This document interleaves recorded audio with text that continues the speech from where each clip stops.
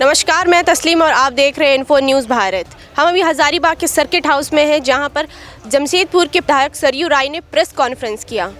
उन्होंने बताया कि आज झारखंड के राज्यपाल से मिले।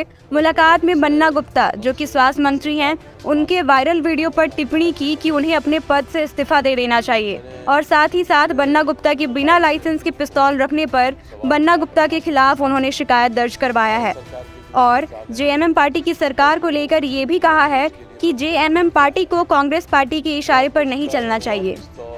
बन्ना गुप्ता जी ने खरीदा है, अपने घर में रखा है, उससे उन्होंने सार्वजनिक रूप से फायरिंग की है, ये बात मैंने, तो ये गलत है। आर्म्स एक्ट के हिसाब से प्रशासन के लिए साफ निर्देश है कि जहाँ भी ऐसी पिस्तौल दिखाई पड़ती है आप उस पिस्तौल को जब्त करिए और जब्त करके सरकार के मालखाना में, हथियार खाना में जमा करिए। 5 दिन हो गया, जमशेदपुर की पुलिस ने, वहाँ के प्रशासन ने कोई एक कदम नहीं उठाया है। दूसरा मामला था कि बन्ना जी का एक पॉर्न वीडियो चैट पिछले 23 अप्रैल को सामने आया था। मैंने भी कहा था कि इसकी जांच होनी चाहिए। बन्ना गुप्ता ने मेरे ऊपर भी राजनीतिक प्रतिद्वंद्विता के कारण ऐसा करने का आरोप लगाया था। आज तक उसकी भी जांच में एक कदम पुलिस आगे नहीं बढ़ी है। इन दोनों बातों को मैंने राज्यपाल जी से बताया कि राज्य में जो सरकार होती है वो सरकार राज्यपाल की सरकार कही जाती है, तो यहाँ हेमंत सोरेन जी की जो सरकार है वो आपकी सरकार है और उस सरकार के एक मंत्री नियम कानून का सीधे खुला उल्लंघन कर रहे हैं और पुलिस प्रशासन को हिम्मत नहीं हो रही है कि साहब उनके ऊपर कार्रवाई करें। तो आप कृपा करिए, माननीय मुख्यमंत्री जी से कहिए कि अपने इस मंत्री को, जो नियम कानून के विरोध में काम कर रहा है, खिलाफ काम कर रहा है, उसको मंत्रिमंडल से आप हटा दीजिए, बर्खास्त करिए। मंत्री वो नहीं रहेंगे तो पुलिस प्रशासन पर दबाव नहीं रहेगा और जांच की प्रक्रिया पूरा होगी। और मुझे आश्चर्य ये हुआ कि बन्ना गुप्ता के इन गलत कार्यों के पीछे समर्थन में पूरी कांग्रेस पार्टी खड़ी है। तो इसका मतलब है कि हेमंत सोरेन कोई कार्रवाई नहीं करेंगे, तो मतलब है कि हेमंत सोरेन को कांग्रेस के समर्थन विड्रॉ करने का डर है और कांग्रेस एक तरह से दबाव डाल के हेमंत सोरेन से गलत काम करा रही है, भ्रष्टाचार करा रही है और गलती की सज़ा नहीं देने के लिए उन पर दबाव डाल रही है। तो ऐसा चलेगा तो ये राज्य सरकार के साख का सवाल है। इसलिए मैं राज्यपाल जी से कहा, उन्होंने कहा कि मैं सरकार से रिपोर्ट मांगूंगा, मैं जांच कराने के लिए कहूँगा, हथियार के मामले में मैं गृह मंत्रालय को भी लिखूँगा।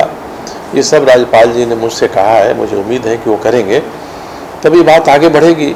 अब इसमें कांग्रेस भी बन्ना गुप्ता के गलत काम के साथ खड़ा है और भारतीय जनता पार्टी, जो यहाँ की प्रमुख विपक्षी दल है, उसने भी कोई आवाज़ नहीं उठाया। साहब, ये क्या कारण है? या तो इसलिए हो सकता है कि सरयू राय, जो कल तक भारतीय जनता पार्टी के साथ थे, भारतीय जनता पार्टी ने उनको अलग कर दिया, संयोग हुआ, जनता का समर्थन हुआ, जीत गए, तो अगर वो कोई सही बात उठाते हैं तो साहब हम उसका समर्थन नहीं करेंगे। प्रमुख विपक्षी दल को तो इसको पकड़ के सरकार की गर्दन तक पहुंच जाना चाहिए साहब कि आपके मंत्री गलत कर रहे हैं, या तो उनको हटाइए, या फिर भारत सरकार से कहते कि जब राज्य में कानून व्यवस्था नहीं रहेगी, यहाँ कानून के खिलाफ काम होगा।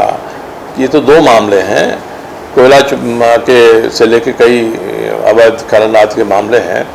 इन सब मामलों को लेकर इनको तो चाहिए था कि एक मेमोरेंडम बनाएं, भारत सरकार के पास जाएं कि साहब झारखंड में कानून का शासन नहीं रह गया है, कानून कुछ है और काम कुछ हो रहा है, तो आप वहाँ की सरकार को हटाइए, धारा 356 लागू करिए, राष्ट्रपति शासन लागू करिए। ये करना चाहिए था, अगर मुझे बड़ी निराशा हुई उन्होंने नहीं किया। तो अब मैंने तय किया है कि अब उनका यह काम भी मैं ही करूँगा।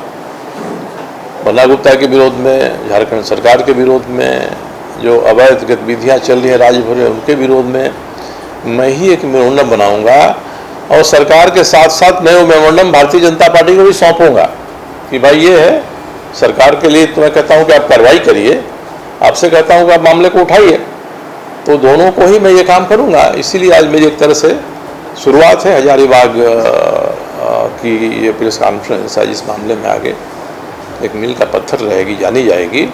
तो मैंने अपने ही तय किया कि मेरे पास जो भी शक्ति है, ताकत है, बुद्धि है, उसके हिसाब से इस राज्य में कानून का शासन रहे, इसके लिए सत्ता पक्ष को भी कहूँगा, विपक्ष को भी कहूँगा, भारत की सरकार को भी कहूँगा।